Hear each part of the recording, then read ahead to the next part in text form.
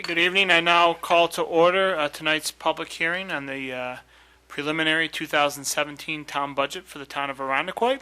Visitors are invited to join the board members for the Pledge of Allegiance.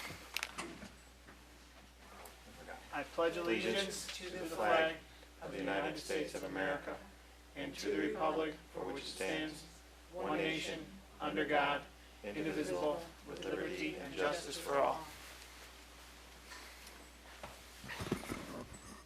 Public hearing 11A 2016-1 upon the matter of request to adopt the 2017 budget. Okay, we're going to, board members, I'm going to ask to come down to the audience. We'll have a brief presentation for folks at home, and then we'll have members of the public up to present testimony for the hearing. So if board members would adjourn down to the audience, thank you. Can you lower the... Come on, Annie. Let's go.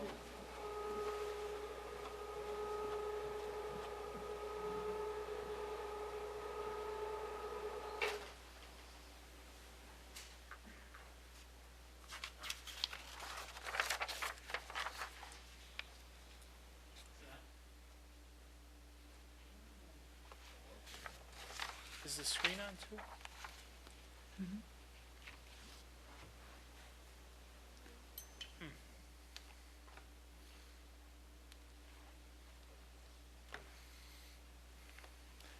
Well, technical difficulties. That's all I know how to do. Oh, there we go. Okay, so where we are right now with the town budget is it's a three-step process.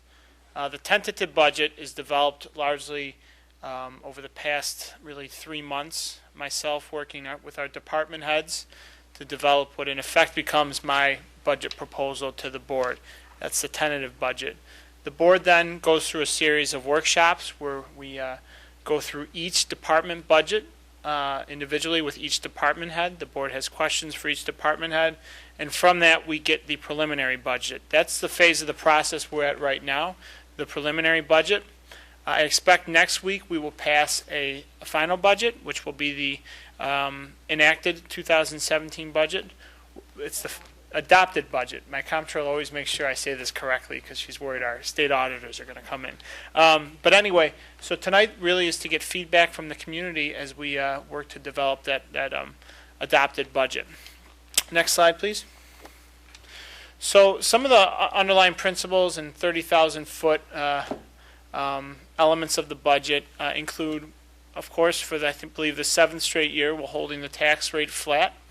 But I always say the tax rate flat doesn't mean much if you're not getting something in return for that. And I think people are just in asking, well, you might hold the tax rate flat, but what does that buy me? What did that buy for my hard-earned tax dollars? I will note that special district assessments are actually slightly down. So for some residents it might be nominal, but it's significant that you'll be paying less to the town than you were last year. We have a reduced reliance on fund balance. We decreased that by roughly $390,000 from last year. I think it's something that the board, as we want to build a robust fund balance, and as we'll see later, we're still well above our minimal recommended threshold for fund balance. We still want to rely on that less and not have any structural holes in our budget. And getting back to the top, the point I made up front, the budget makes key investments in public safety, infrastructure, and neighborhood community enhancements, and much more, but those are really kind of the highlights. Next slide. So some of the just bullets I'd like to point out, we include $400,000 in new funding for roads that will come through a bond issued early in 2017, but it is the anticipated debt service and interest is reflected in our 2017 budget. We've made funding the police department a priority. That really started with Supervisor Bello, and we'll continue that thread, and we add a new funded position to get us up to the highest funded levels of our police department in several years. I'll note that over the past few months we've engaged our neighborhoods and received and approved a number of really wonderful neighborhood enhancement programs, neighborhood enhancement grants through the neighborhood enhancement program. The budget includes $25,000 for that NEP program. That's money that was initially set aside from money attained through a fine, a code violation at the old Medley Center. And also, it's important we make upgrades to our town's DPW fleet, not simply to buy new trucks, but also to make them more efficient. And the investments we make will allow us to do more with the same workforce. We will be able to add a new sidewalk plowing route, and I'm confident with the new equipment we're getting, we'll be able to pave more roads and plow more streets. Next slide. So it's interesting to note, you might ask, of every dollar the town spends, what does it go towards? And I'm glad that most of our budget goes directly towards services to benefit the community. Almost 2/3 of the budget are police and public works. The balance of that really goes in the neighborhoods. It's the library, our recreation programs, neighborhood business development. It's nominal, not nominal, but less than 10%, 7.9% are administrative expenses. I always say when you're looking at a health insurer, they actually have much more higher ceilings for administrative costs. So we try to do things lean here at Town Hall and always try to keep that administrative expense number low, and we'll continue to do that. Next slide. A similar slide. You look at that pie, a category of expenses, and no real surprise here. A lot of it goes towards personal services and our employee benefits. We have a great workforce, and that comes with a number of fringe benefits, which we gladly pay. A number we always look at is debt service, and that number has remained largely flat, that piece of the pie, 10.5%. I'm confident that in the years to come, you'll see that debt service number continue to decrease as some of our long-term bond issues are retired. Next slide. And another pie, because we're in the mood for pie, because Thanksgiving's coming up. Our source of revenue is important because our property tax, it's a large portion of where we get the money to fulfill our budget, but it's not the only element, and we are reliant on things like sales tax revenue. I'll note, though, and I mentioned this, the fund balance is very nominal in what it contributes towards the overall budget, and that's what we always strive for. Other governments, you'll also see, and I'll note this later, we do receive revenue from other governments for services that we provide, one of them being paving services for West Irondequoit.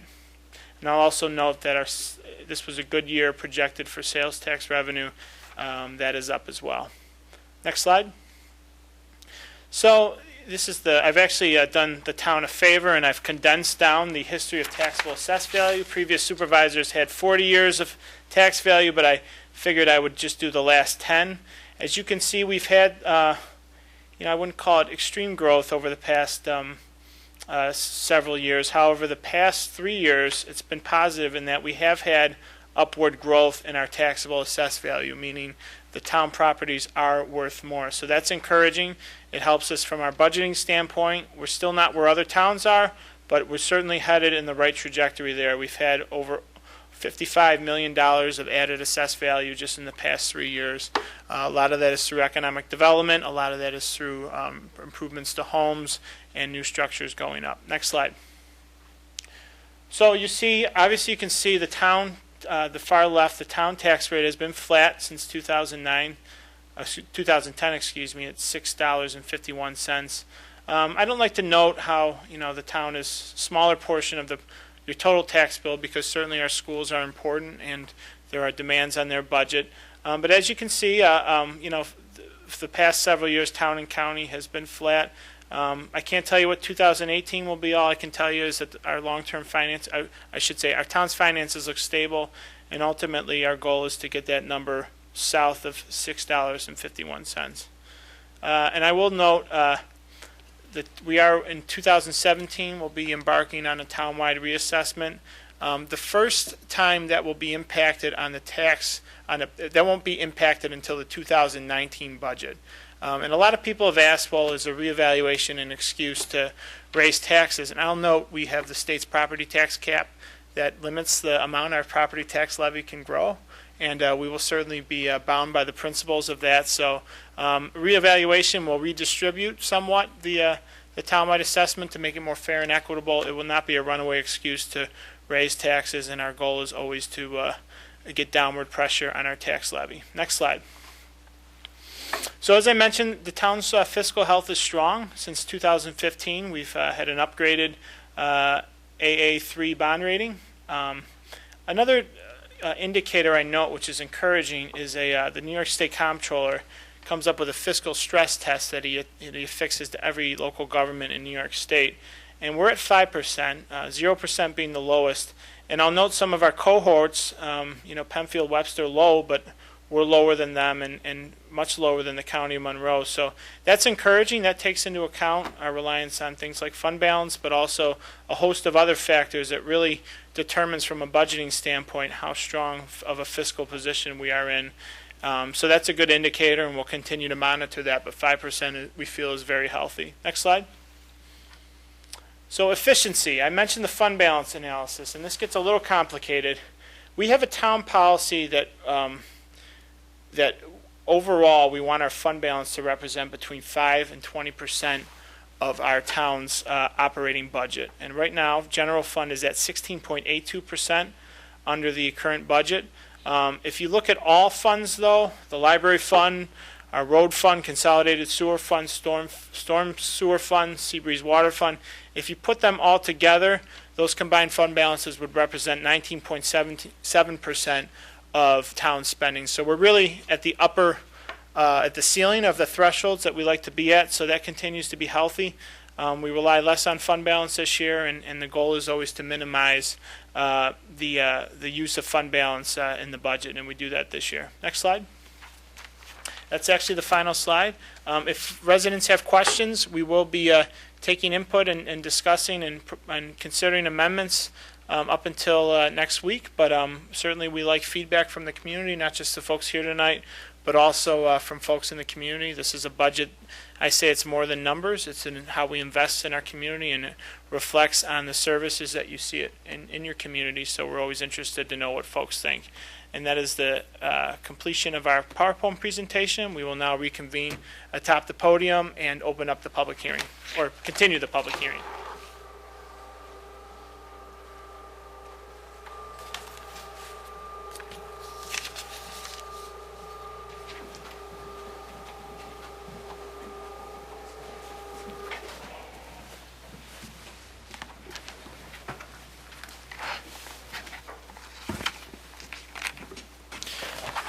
Thank you, Don.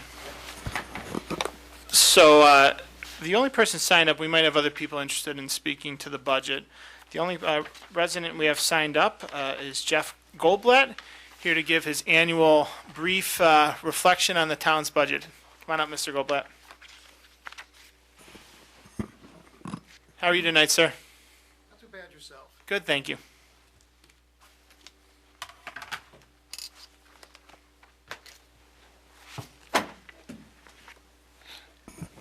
Good evening, Jeff Goldblatt, 128 Parkside Crescent. Sadly and unfortunately, this is my 25th budget presentation.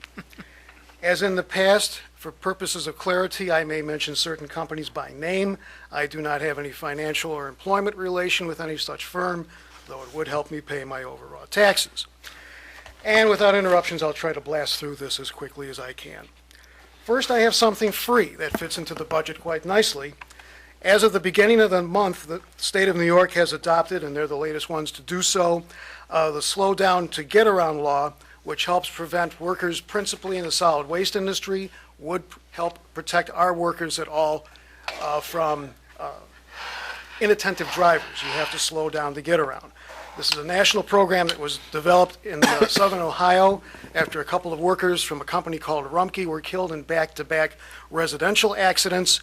And a company called McNeilus, you see a number of their Packer trucks used in town, actually started by a plumber. In any event, there's a couple things that they have for free. They have safety videos that our gentleman in highway would probably find beneficial in viewing. And they also have decals for all of our town vehicles. And they also have PSAs that could be used on ICAT. The contact information is safedrivers@nswma.org. And the decals, and I would suggest not only for trucks and other rolling stock in the highway department, but also our police officers. I'm sure we've seen the news stories over the years of police officers and state troopers killed by drivers who didn't slow down to get around. And the decal contact is sales@niehousecorp.com.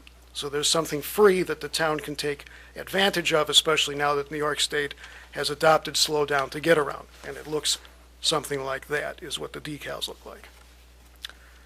Turning to the budget.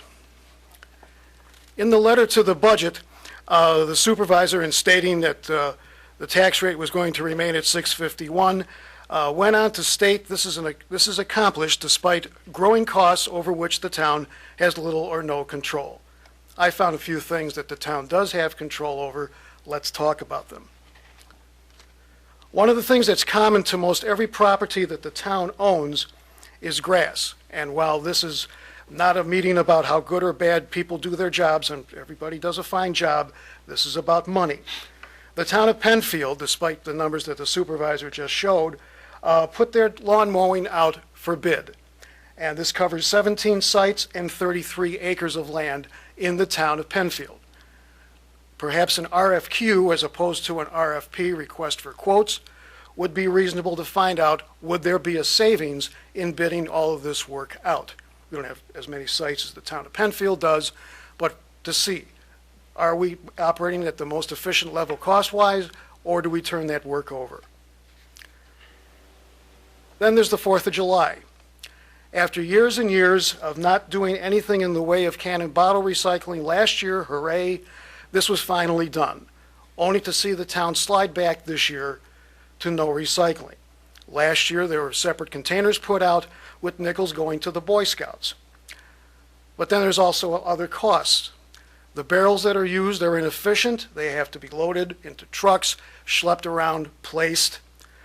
Then you have the cost to rent the roll carts that are used to walk back and forth to the highway garage. Last figure I saw was about $40 each. Then there's the high lift, which is absolutely unnecessary. A roll-off box, think in terms of a portable dump truck body. That means the back door opens. Therefore, whatever is generated can simply be thrown in, eliminating the internal department costs for the use of a high lift. And there's the 40-yard roll-off as well. With recycling, I would suggest that that container can begin to be stepped down. Go to a 30-yard container. If that's still too big next year, go to a 20-yard container the following year. Now, there is equipment, and I was told that this stuff is here. I have a feeling it actually isn't. These are put out by a company called Clearstream, and they collect not only recyclable items, but trash as well, and easier and less costly to pull out of the highway garage or wherever they're being stored and placed and returned. Someone said they were here, and I have a problem, and I have an issue that is, after all these years, I think the town employee who mentioned that to me had trouble with their truthiness. Then there's also a town firm called Ridge Nickelback, right up here on Culver Road. And according to this, came in one of those ad flyers that come in the mail, they have a free trailer that can be used for fundraising at any of your events. So perhaps it would be an idea for someone to pay the good folks at Ridge Nickelback a visit and see, can we utilize this at the 4th of July? And as far as the roll-off is concerned, obviously there would have to be an amendment to the existing bid. And then there's Joshua Park. The rehabilitation work that was started there has to be completed, and I think there's enough savings in what I'm presenting to pay for that work. The returf of the former gravel pit area in the north side of the property has to be completed. The town seal that has been bleached out by the sun has to be replaced.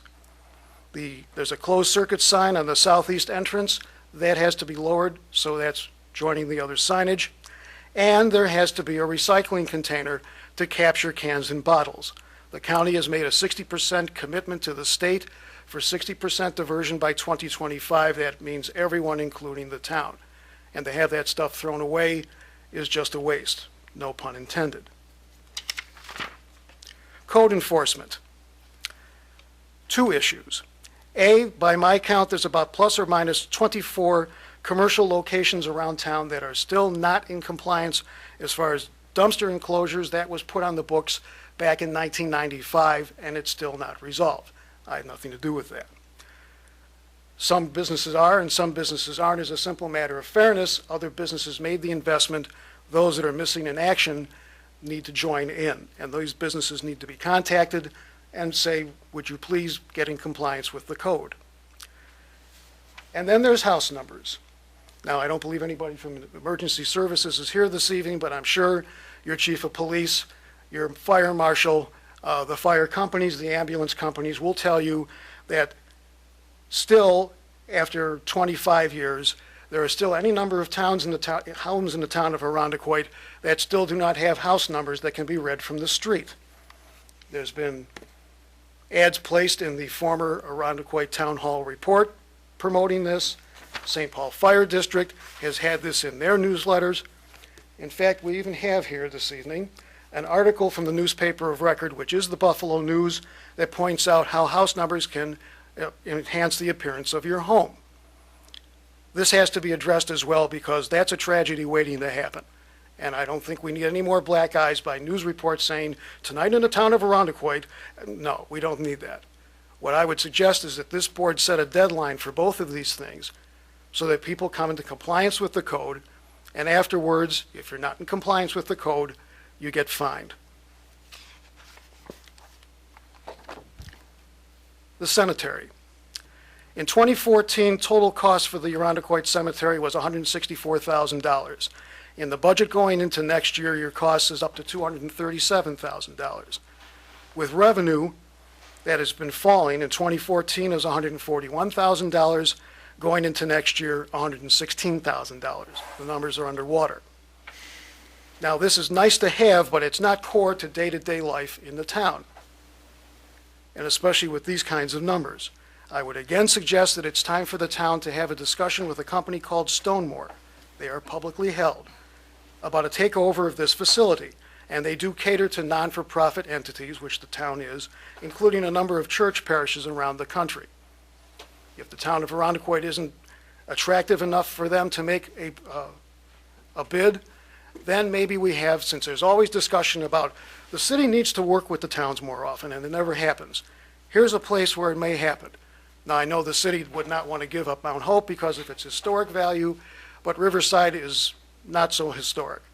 Maybe there's a deal that can be done, and maybe now two cemeteries might be more attractive to them. I have no relationship with that firm. I can only suggest. As far as building maintenance is concerned, that's another area where the costs are really starting to spiral for all town buildings. Again, just as I suggested with grass, I would suggest that this be put out via an RFQ to see would there be a cost savings in bidding this work out. In the past, I've talked about a firm called Midnight Janitorial, and they've won any number of awards, including the Rochester Business Ethic Awards and others. I believe this is a woman-owned company.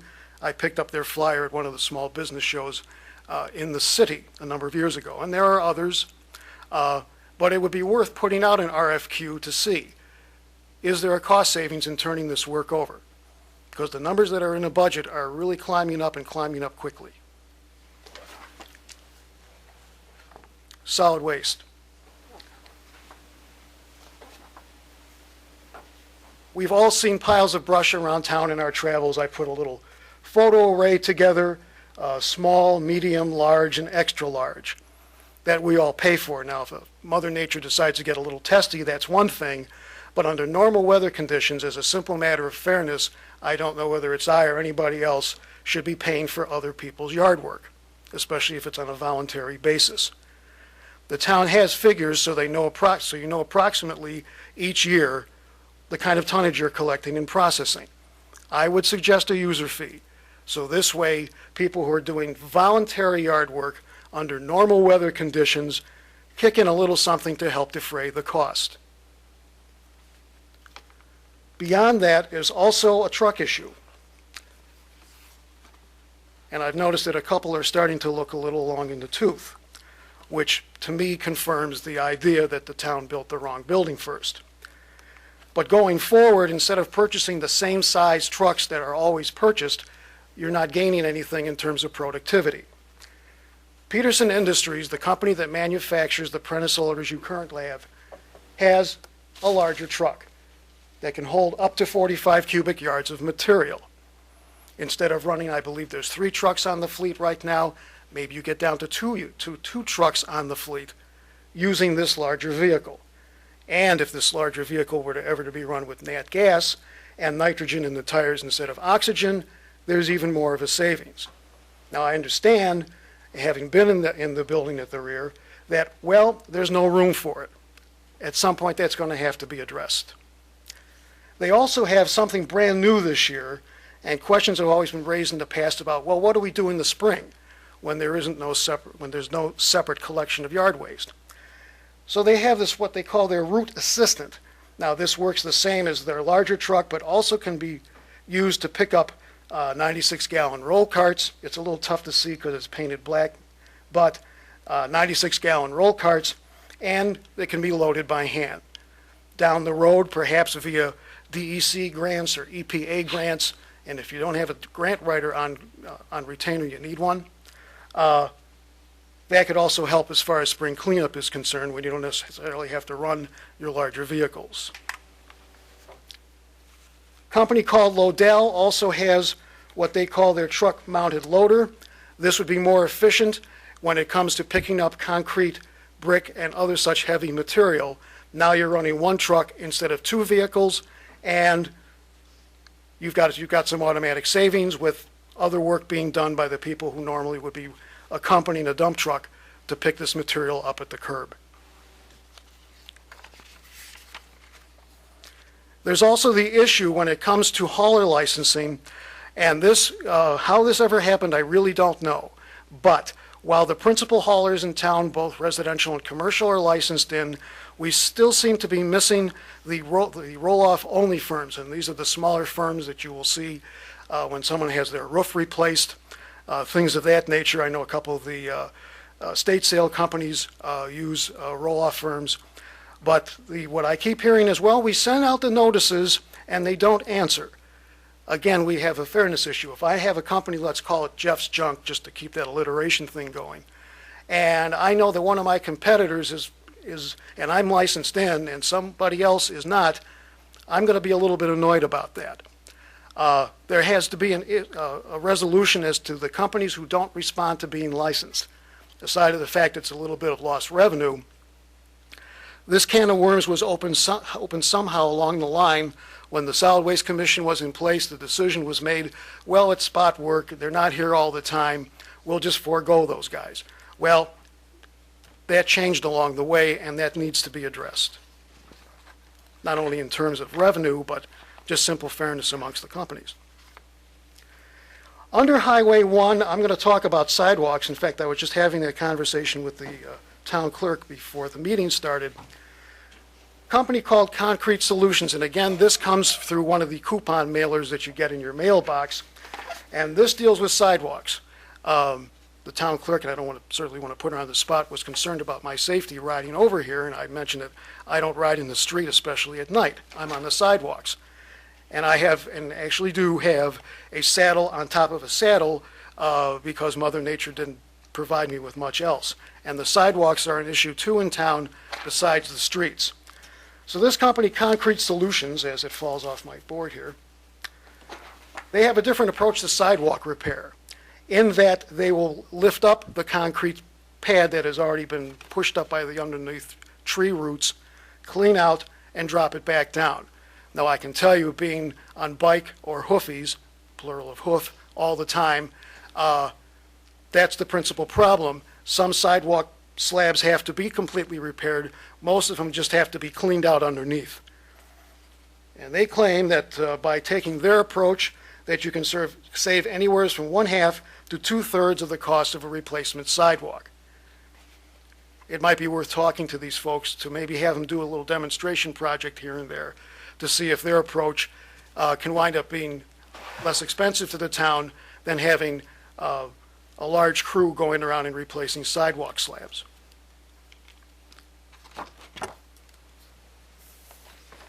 Under Highway 3, this is something that came up earlier this year and is rather fascinating. This is in the town of Heartland, New York, in Niagara County, and they had to buy new trucks. They took a rather innovative approach, and they bought, and this one is shown here in this article, I'll show you in a moment, for a large dump truck, and this came via Army surplus. Now, the rig had to be repainted. It had to have a dump body. It had to have an auto tarper. It had to have the controls put in. It had to have a plow mount put on, lettering on the side, and they wound up with a perfectly fine truck. Now, someone might say, well, gee, Mr. Goldblatt, doesn't sound like much of a suggestion. What did they save, a big $100? They did better than that. They saved not $100, but $100,000. Let me repeat that so it sinks in. By taking that approach, their taxpayers were saved $100,000. This is the truck in question, and according to their town supervisor, Ross Annabelle, and I quote, "If we had bought it new, it would have cost about $150,000. We got it for $20,000. We had some expense in retrofitting it, but we still saved $100,000. I would think we could do the same." The article also goes on, and the commissioner is in possession of this article, that they've also bought other equipment via Army and National Guard surplus. Yes, it's nice to buy new, but this particular truck only had 2,000 miles on it, so it's virtually new. And then they did all this work, and they saved a big pile of money.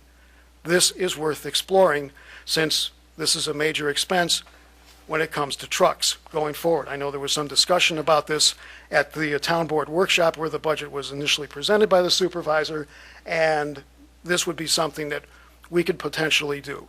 This is serious money. Also, in terms of trucks new this year, and this deals with animal control and how they have to deal with morbidities, certainly not a pleasant chore. There's a company called Perkins Manufacturing.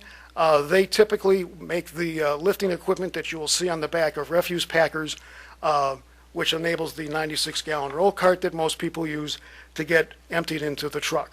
Well, this is something new they have. It's a satellite truck with what they call a ground scoop option, which makes the handling of morbidities a little more, well, pleasant for the lack of a better word. And again, that might be something to look at when animal control comes and says, we got to do something about our truck. This could be an option.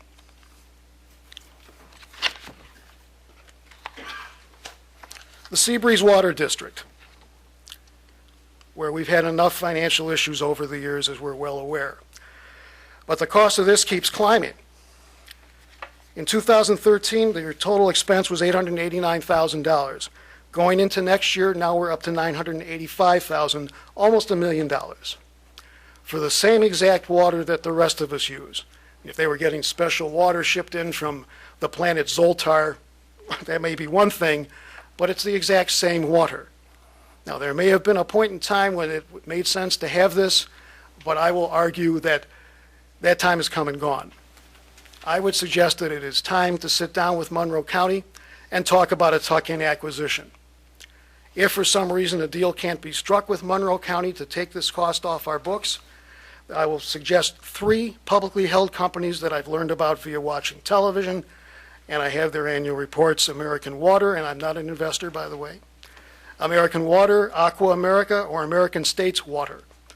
But one way or the other, this is getting to be $1 million expense when they're using the exact same water as everyone else. The library. I was certainly stunned to see in the supervisor's cover letter the $440,000 in debt service we have to eat going into this new year, which was shocking but not surprising. But it goes further than that, and I'm going to bring up a new concept here momentarily. Besides the $440,000 in debt service, then we have another figure, 1.4, as in $1.4 million that the town has yet to receive from the sale of the Ridge Road property. And the concept here I'd like to introduce is called the Amazon effect. And it affects not only the Ridge Road property that has not been sold, but other empty properties around town where you're not gaining any tax revenue or jobs or anything else. Amazon is on a tear, and they're not the only ones. And this particular article comes to us via the South Wedge Quarterly, which was published at the beginning of the year by the Booksellers Association and a group called Civic Economics. And this points out how more and more purchases are being made online by people all over the country. In fact, they highlight here, further analysis shows that displaced retail space impose a hefty and growing cost of approximately $420 million annually, with New York State estimated to have lost a staggering $39 million in retail property tax revenue annually. $39 million annually. On the October 28th edition of Jim Cramer's Mad Money program on CNBC, he talked a little bit more about this in terms of institutional and professional investors who oftentimes will mark down a company's stock if they feel too much is being spent on R&D, expansion, things of that nature. And he used Amazon as an example. This was a stunning figure. Between July and this month, and the month of October, they have opened not one, not two, but 24 warehouse distribution centers around the country. No one has ever done that before. They're on a tear. Why? Because more and more shopping is being done online. In fact, on Channel 13 News at 5 o'clock, they were talking about how retailers are starting Black Friday 2 weeks early because they know about this too, and they're starting to feel a little desperate. And it isn't just hard goods. On the October 31st edition of the Wall Street Journal, here's a story, Millennials Vex Grocers. Key age group spends less at supermarkets, exploring alternatives such as online services. I'm sure the people in Buffalo and out on Gates, when they saw that, they were feeling a little dyspeptic because it's going to hurt them too. Bricks and mortar retail is not going to go away, obviously, but in terms of filling up all the empty spaces that we have, and that's before we even count the mall, this is going to be an issue and is going to impact this budget going forward. And that genie's out of the bottle, whether it's Amazon or other online services. More and more people are going to be using their smartphones and their tablets, especially when the weather is an issue and with a generically aging population, to purchase whatever they need. That's something I would think that this board, in cooperation with the town's chamber, needs to address. And the issue is, as far as bringing more business into town to mop up some of the empty space that you have, what don't we have that people would need? It's one of the reasons why we didn't get a Trader Joe's, because it was pitched to them on at least two separate occasions as an Irondequoit store. That doesn't fit their business model. In fact, the best way to think about it is Staples.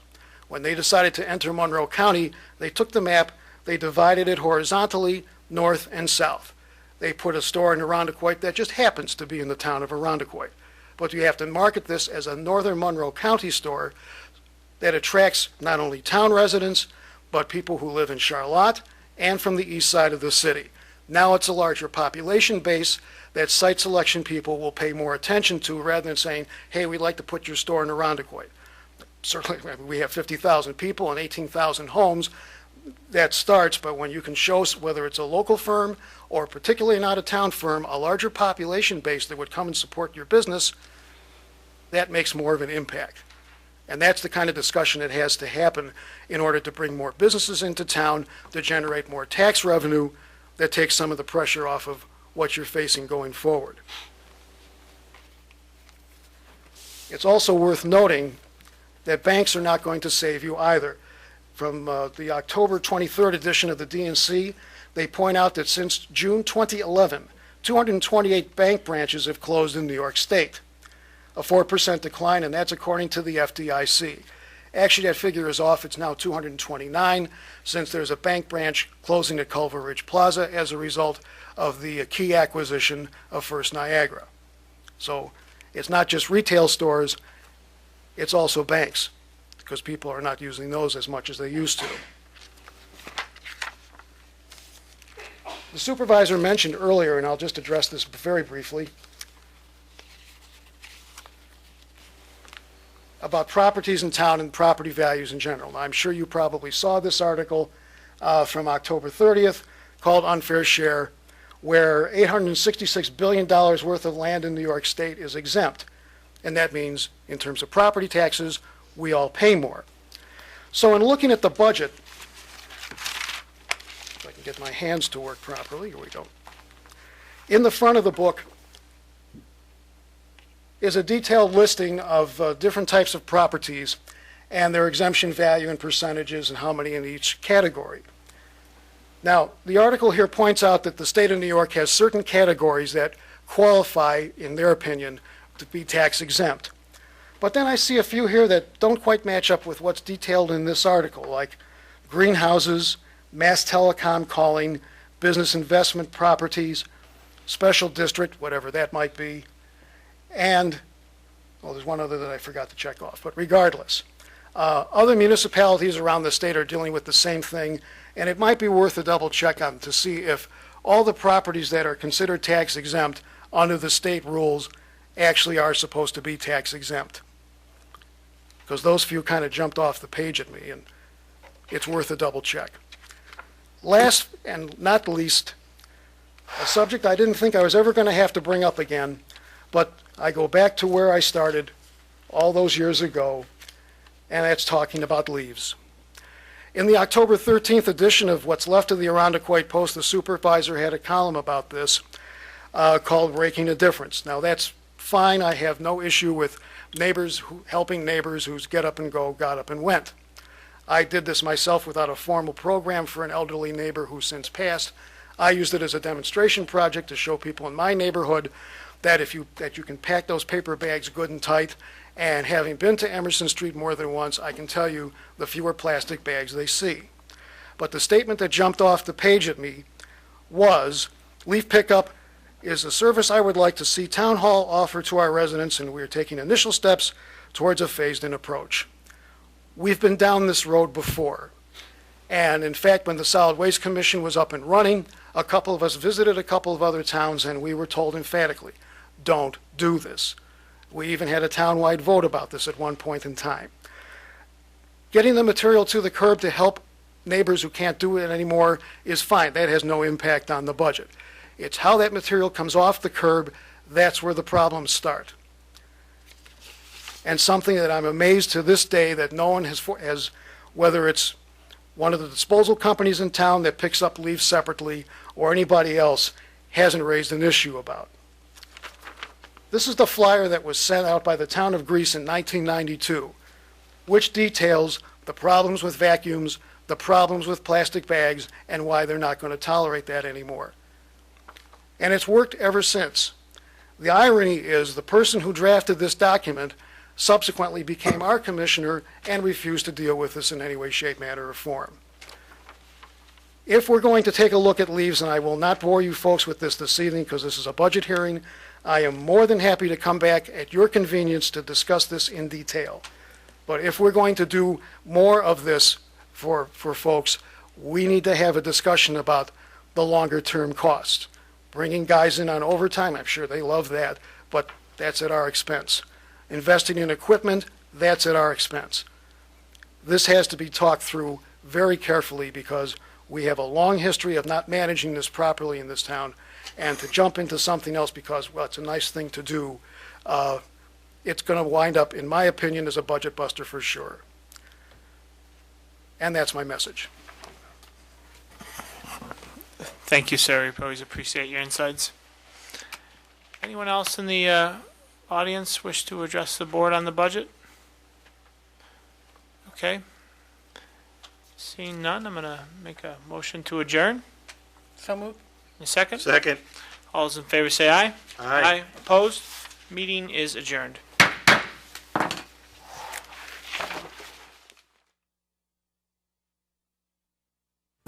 We hope you enjoyed this presentation of the Irondequoit Town Board on ICAT 12, Irondequoit's government access channel.